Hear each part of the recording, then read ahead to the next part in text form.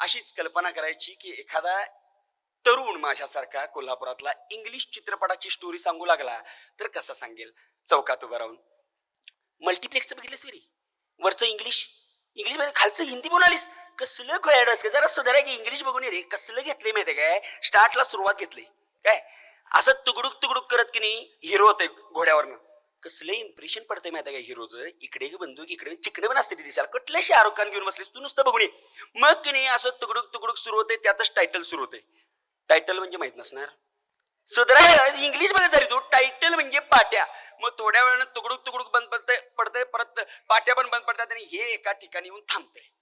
असं बघते उजव्या हाताला चौघ गुंड उभारलेले असतात.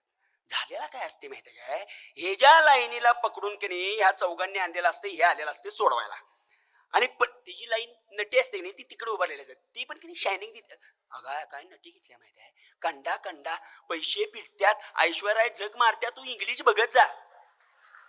मग असं बघते ती पण दोघांचे लपडच असते रे.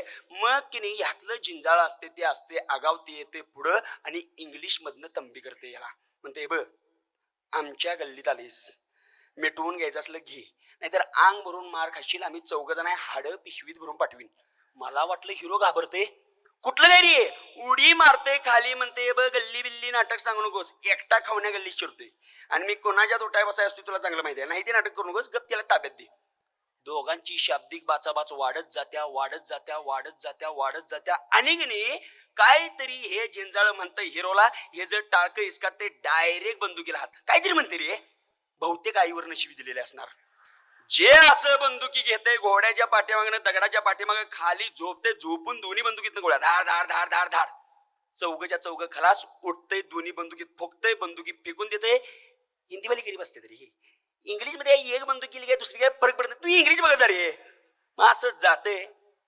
म्हणते तिला म्हणते काय हातबीत लावलेला नाही ना, म्हणजे काय प्रॉब्लेम नाही ना, विचारलेलं बरोबर, डोसक्याला त्रास नको. तोपर्यंत झिंजाळ जिवंत असते. मागच्या बाजूला ते जखमी अवस्थेतच नेम धरते.